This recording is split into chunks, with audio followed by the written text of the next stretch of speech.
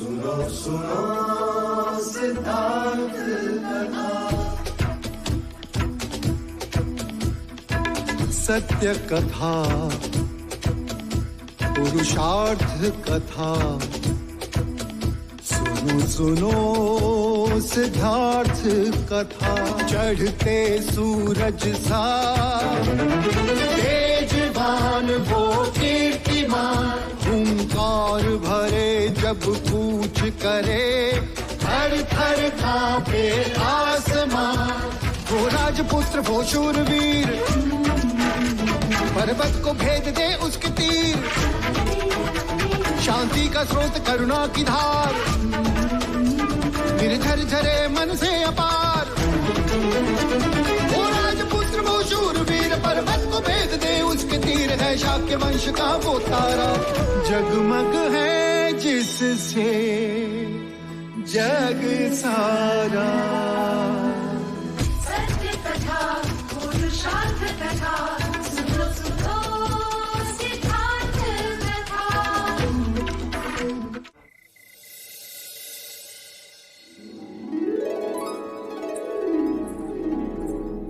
प्रणाम।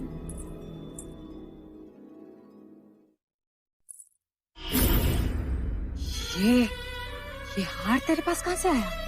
देवी यशोधरा ने दिया। यशोधरा के कक्ष से हार चुराती है और कहती है देवी यशोधरा ने दिया। बता मुझे। मेरा विश्वास कीजिए। तेरा विश्वास करूं? हाँ, तेरा विश्वास करूं? चल चल मेरे साथ। झूठ बोलती है। चल। मंगला काकी, ये क्या कर रही हो? मत रो। हाँ यशो, तेरे चोर को पकड़ूं मैं और तू उससे सहानुभूति जता रही है। इस निर्दोष ने कुछ नहीं चुराया। आंखों वाले अंधे को क्या कहे? ये हार इसी ने चुराया है। नहीं, ये हार मैंने इसे दिया है। क्षमा करना, मेरे कारण तुम्हारे साथ ये दुर्व्यवहार हुआ। निसंकोच जा सकती हो।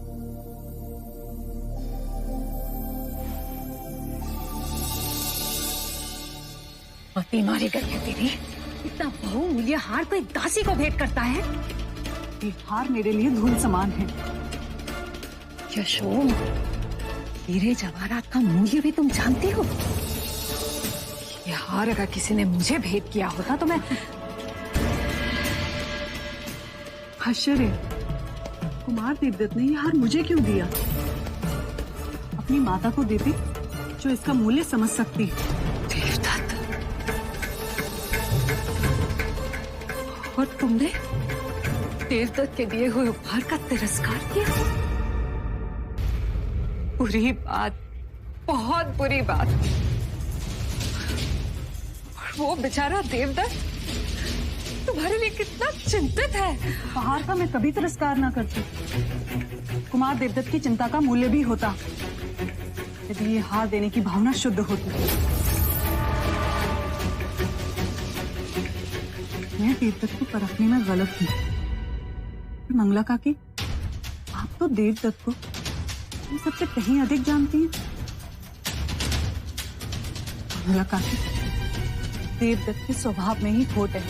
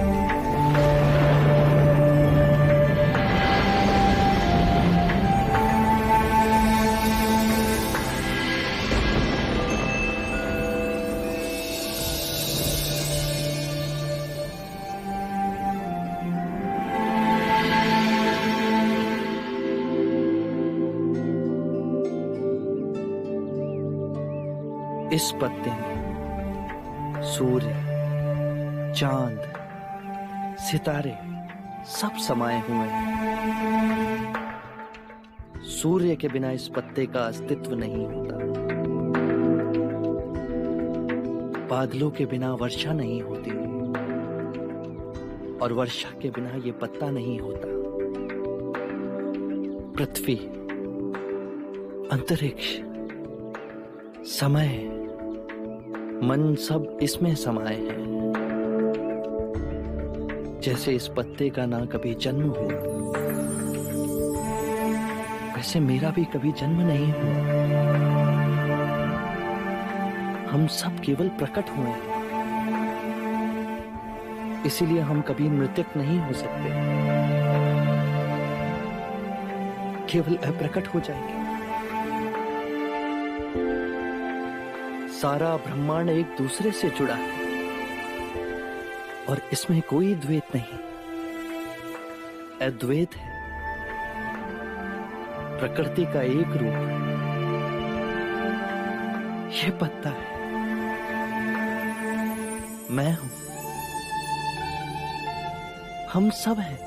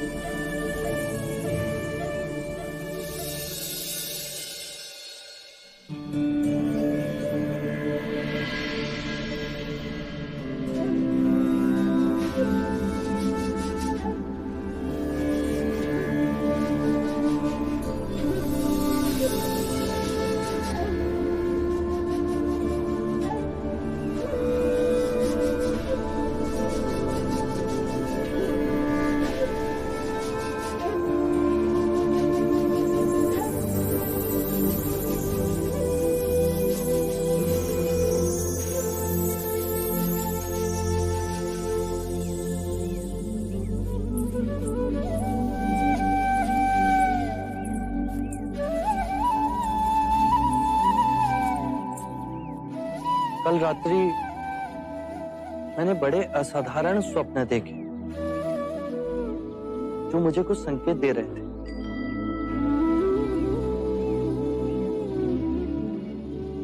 प्रथम स्वप्न में मैंने देखा कि ये पराक्रमी पृथ्वी मेरा बिछोना है, पर्वतों का राजा हिमालय मेरा सिरहाना है, मेरी बाईं भुजा पूर्व के महासागर पे विश्राम कर रही है, मेरी दाईं भुजा पश्चिम के महासागर में टिकी, मेरे दोनों चरण दक्षिण महासागर के जल से प्रक्षालित हैं। दूसरे स्वप्न में मैंने देखा कि मेरी नाभि से त्रिया नामक घास का तिनका उगा और बढ़ता ही रहा जब तक उसने बादलों को ना छू लिया। तीसरे स्वप्न में मैंने देखा कि हर रूप, हर वर्ण, हर रंग के असंख्य मनुष्य मेरे चरणों में अंजलि दे रहे हैं। चौथे स्वप्न में मैंने देखा कि चारों दिशा से चार अलग रंगों के पंछी उड़ के मेरी ओर आए, पर मेरे समीप आते ही उनका रूपांतरण हुआ। वो अपने विभिन्न रंगों को त्याग शुभ्र श्वेत रंग के हो गए। ये इस बात का सूचक है, हर रूप, हर रंग के लोग मेरी शरण में आएंगे बिना किसी भेदभाव के। पांचवें स्वप्न में मैंने देखा कि मैं एक गोबर और लीद के पर्वत के नीचे खड़ा हूं। फिर मैं उस पर्वत के शिखर पर चढ़ा और लौट कर नीचे आया, पर मैं मलिन नहीं हुआ। यह संकेत देता है कि मैं जीवन की दलदल में रहकर भी पुनीत रहूंगा। आपके सपने तो हमें समझ ही नहीं आए। मैं भी इन स्वप्नों का अर्थ ढूंढ रहा हूं। मेरे अंतर मन से एक स्वर उठ रहा है कि मैं सद्धर्म का मार्ग पाने वाला हूं। पहले ये खीर तो खा लीजिए।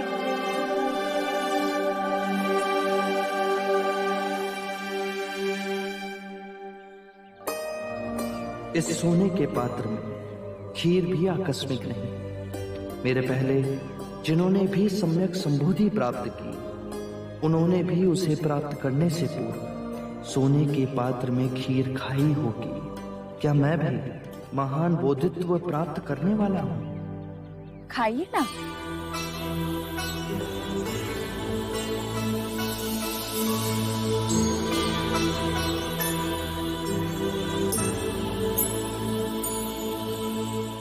क्या ये स्वर्ण पात्र तुम मुझे दे सकती हो? अवश्य। तो चलो मेरे साथ, मुझे एक परीक्षा लेनी है।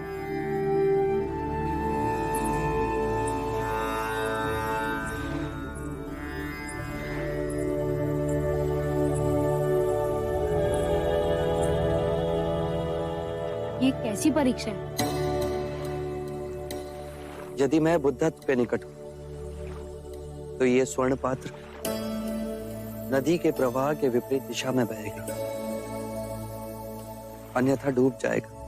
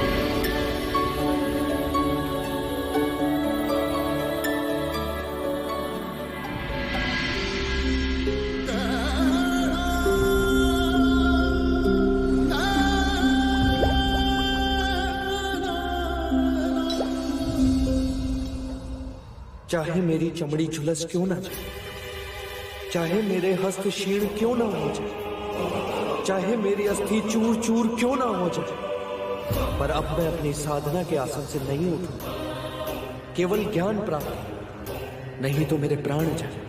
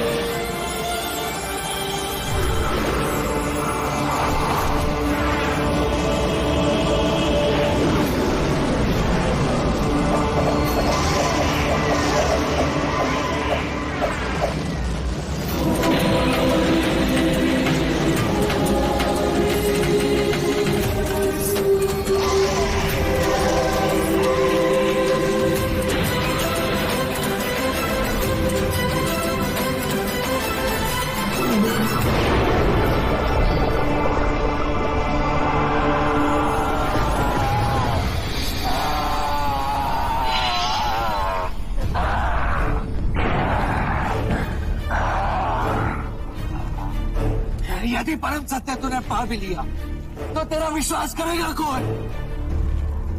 तो बुद्ध के सिंहासन पर गई, इतना अहंकार तुझमें जागा कैसे है? मैं स्वयं धरती को अपना साक्षी बनाता हूं।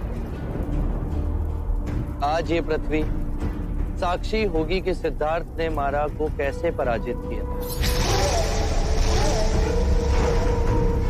ये पृथ्वी प्रतीक है कि हम दो विपरीत विचारधाराओं के बीच स्थिर हो सकते हैं, अंतर में और बाहर में, सुख और दुख एक ही सिक्के के दो रूप। जब सुख की कामना का अंत हुआ तो दुख का भय समाप्त हुआ। जीवन का उद्देश्य हर जीव को विचरना है, उसे अपनी चेतना जगाना है।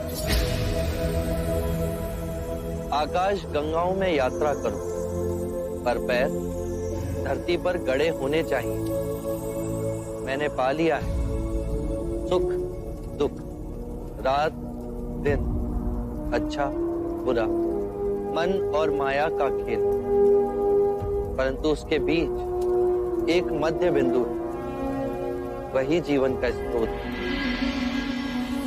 और वो हर मनुष्य की चेतना में, कहीं बाहर नहीं।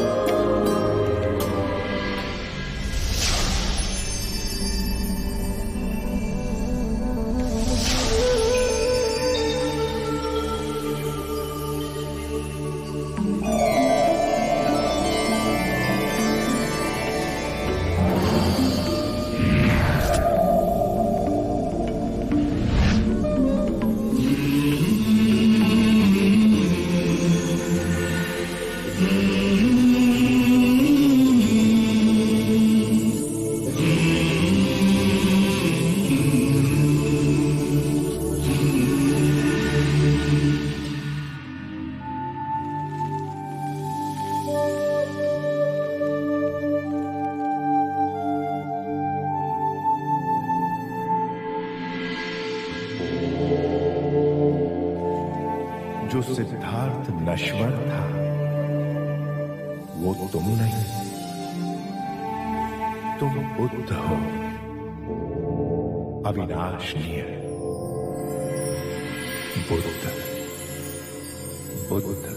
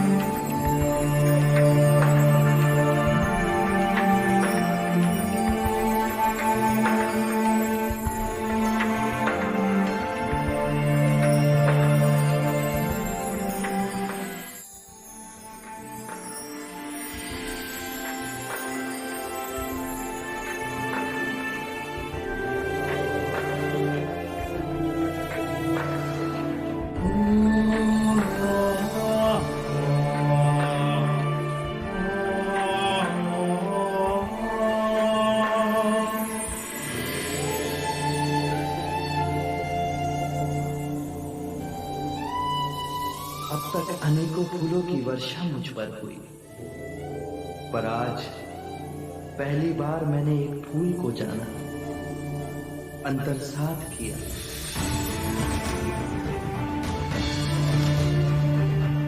मैं जाग गया तो पूरी प्रकृति ही बदल गई।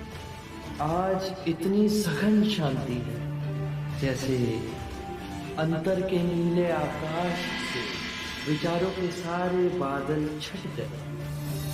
मैं भी तुम्हारी तरह स्वच्छंद हो गया, टूट गए सारे बंधन, मिट गए वो अंधेरे जिनमें इतने वर्षों भटका।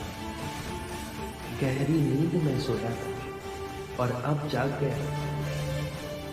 यदि मैं जाग गया तो सारी मनुष्यता भी जाग सकती है। सब जाग जाए तो पृथ्वी पर शांति और सुख का नया अध्याय शुरू होगा।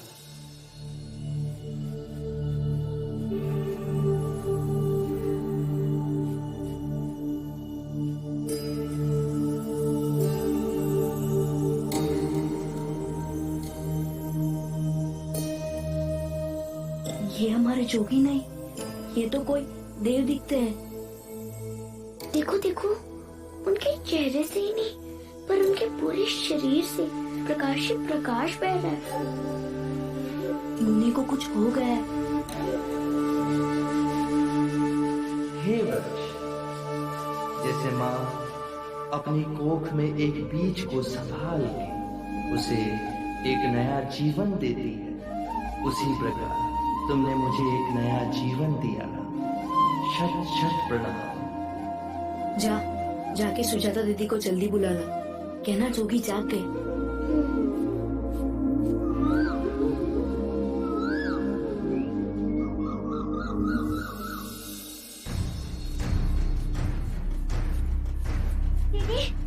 दीदी, क्या हुआ? दीदी जोगी को कुछ हो गया है। क्या हुआ उनको? दीदी उनका चेहरा पीला हो गया है और उनके आसपास इतना प्रकाश है, उन्हें कुछ हो गया है। हे ईश्वर, कहीं फिर अस्वस्थ न हो गए? जल्दी चल।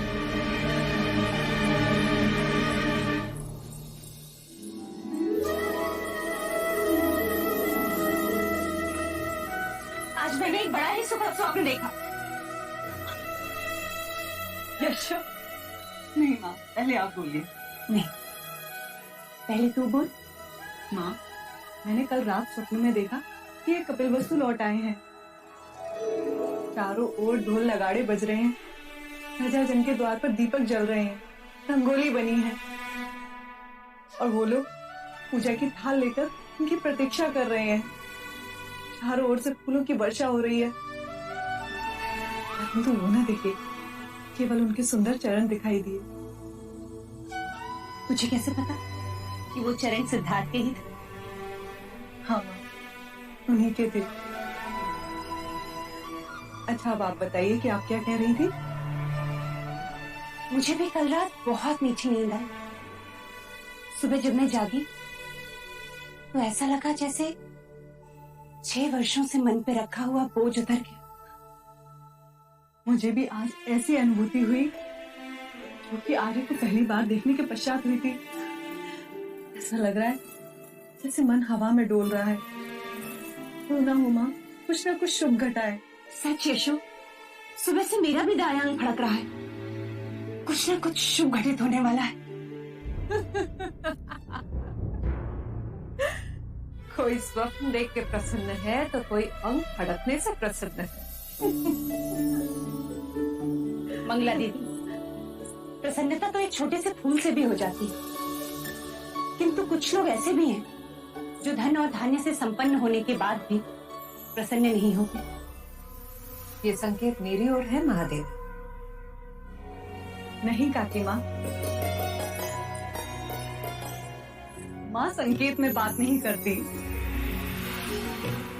आज तो मेरे अंदर भी ऐसे उमंग उठी है, माँ ऐसा लग रहा है जैसे सब कुछ बदल गया है अथवा हम बदल गए हैं। बदलाव? मुझे तो नहीं लगता।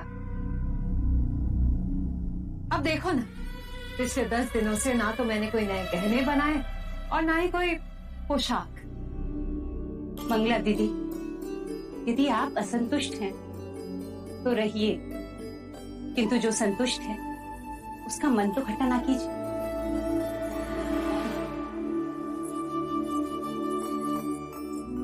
नहीं क्यों आज हर क्षण मैं इनकी ओर खींची जा रही हूँ माँ।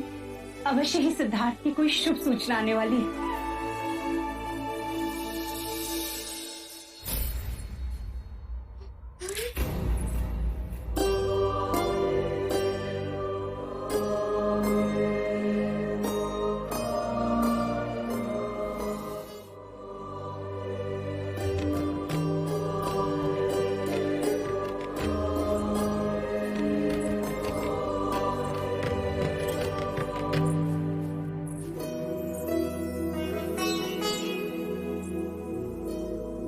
आप हमारे जोगी ही हैं।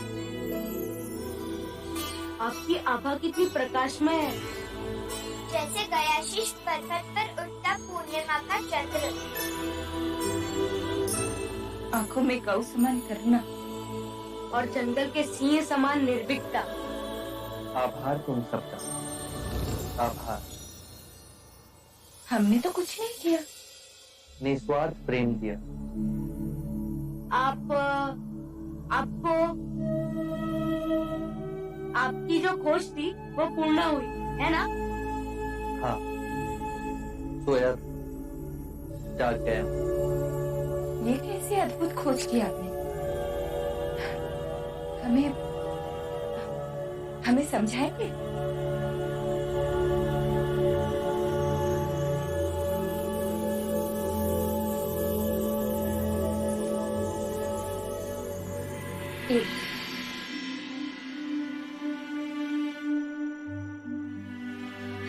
पहले आप तो ले लेते। प्रेम बांटने से बढ़ता है। ये लीजिए।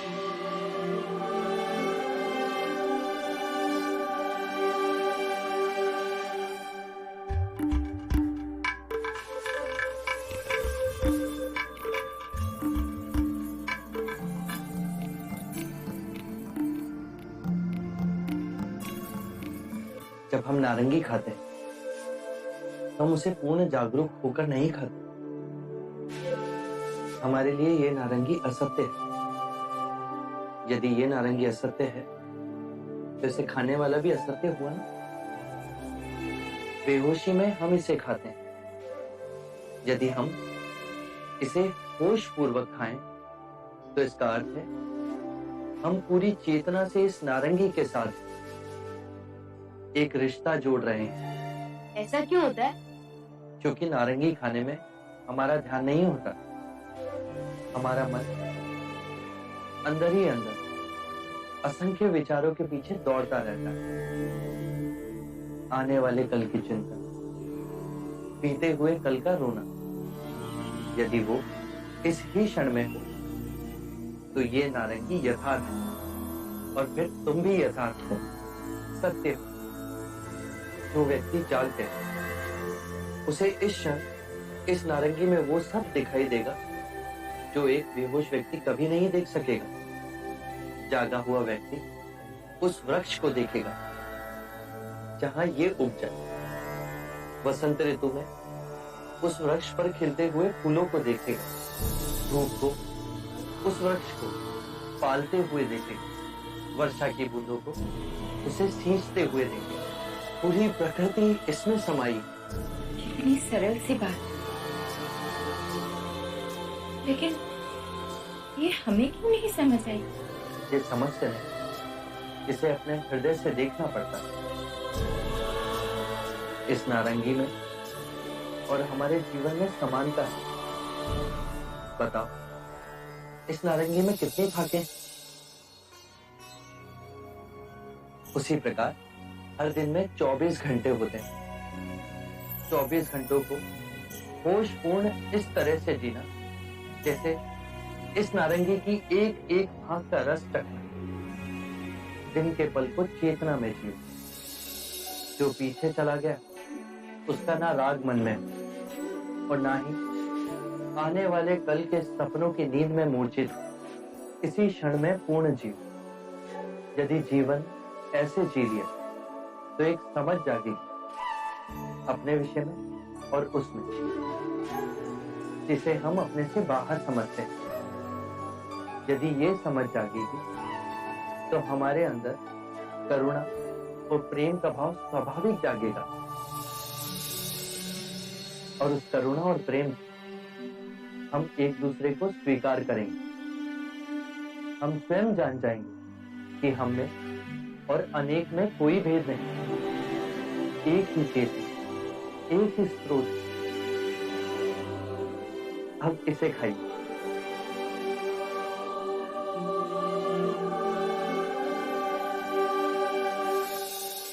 दीदी, ये वस्तु तो आप लाना भूल ही गई।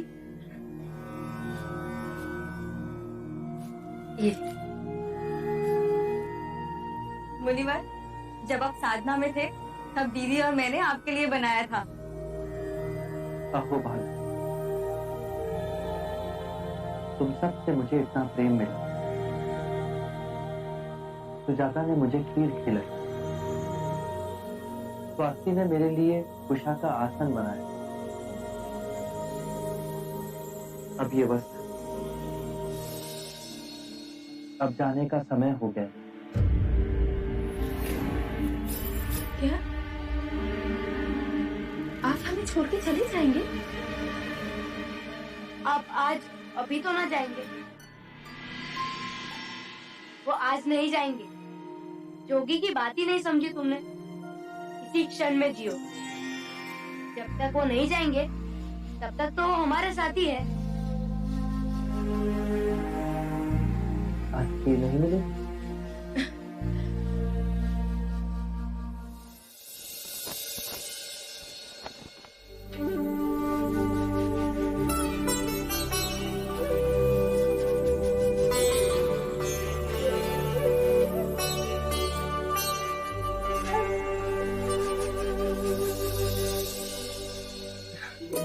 जाओ, गुरुजी को प्रणाम करो।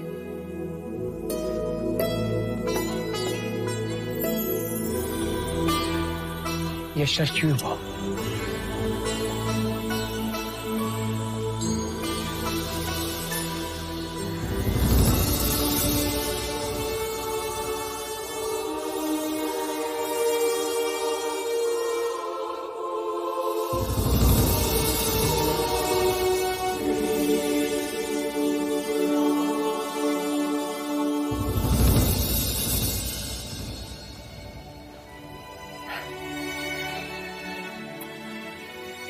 आज से तुम्हारी शिक्षा प्रारंभ हो रही है। खूब मन लगाकर अभ्यास करना।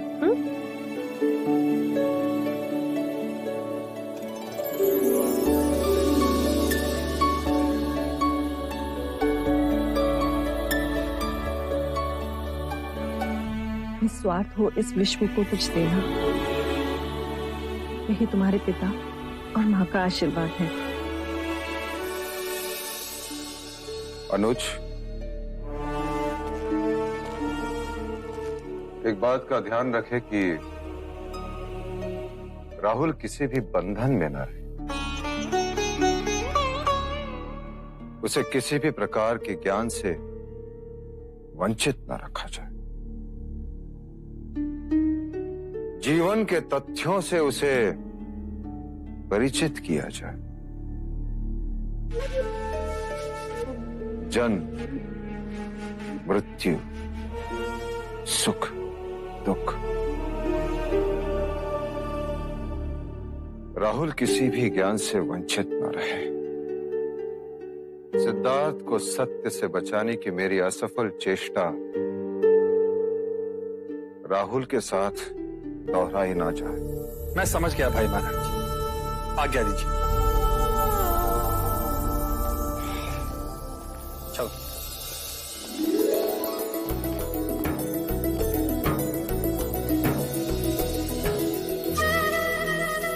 नंद,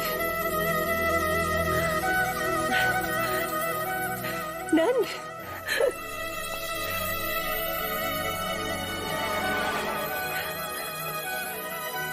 महानाम,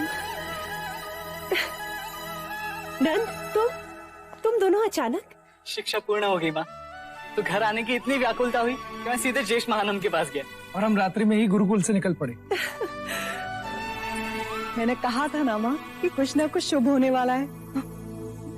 राहुल विद्या प्राप्त करने जाएगा और नंद और महानामा विद्या प्राप्त करके आ गए। तो राहुल को घुड़सवारी मैं ही सिखाऊंगा और इसे अस्त्र शस्त्र का ज्ञान मैं ही दूंगा। अरे उसे बड़ा तो होने दो, उसके पश्चात जो चाहिए सिखा देना।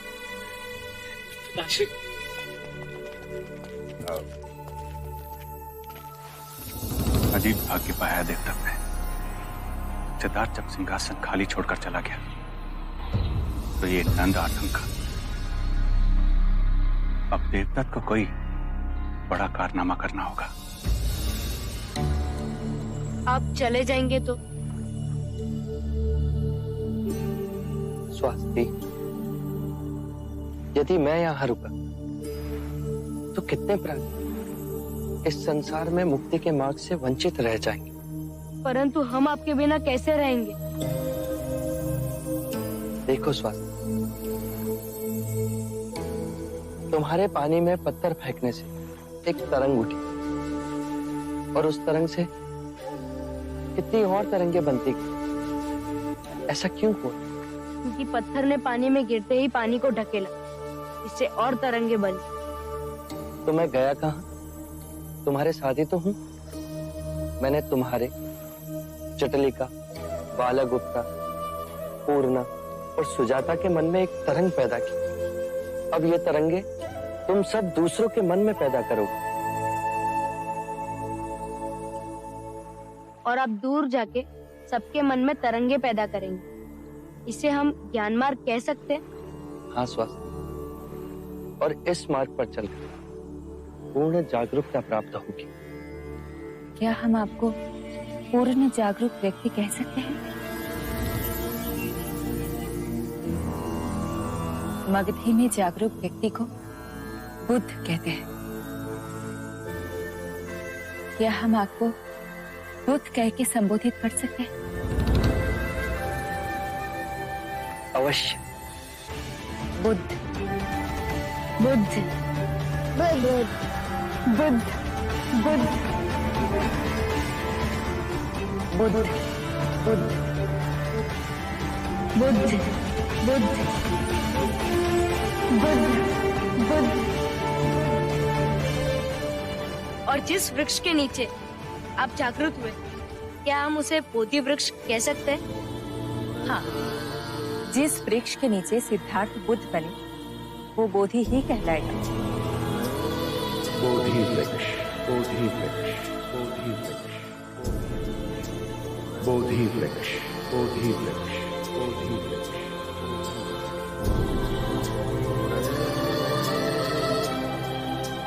जिस सत्य को मैंने पा लिया अब वो मेरी ही नहीं, सारे संसार की संपत्ति। अब वो संपूर्ण मानव जाति को उपलब्ध होनी चाहिए।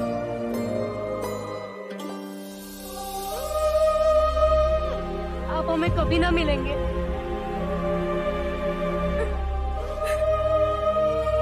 मैं तुम्हें वचन देता हूं, हम फिर मिलेंगे। मैं उरुवेला अवश्य लौट कर आऊंगा। मेरे इस मार्ग की खोज में आप सब मेरे सहयात्री।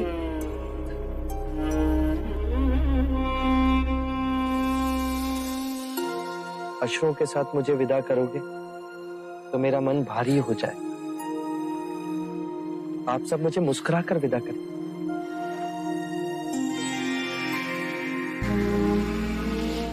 हम बनेंगे आपके तरंगे। हम बनेंगे आपकी तरंगे। हम आपकी बात सबको बताएंगे।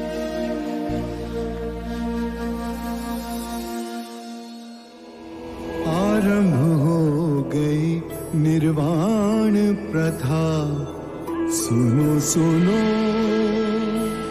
ये बुद्ध कथा। हर दिन के पल को चेतना में जियो। जो पीछे चला गया उसका ना राग मन में हो, ना ही आने वाले कल के सपनों की नींद में डूबे रहो। इसी क्षण अर्थात सचेत अवस्था में पूर्ण जीव।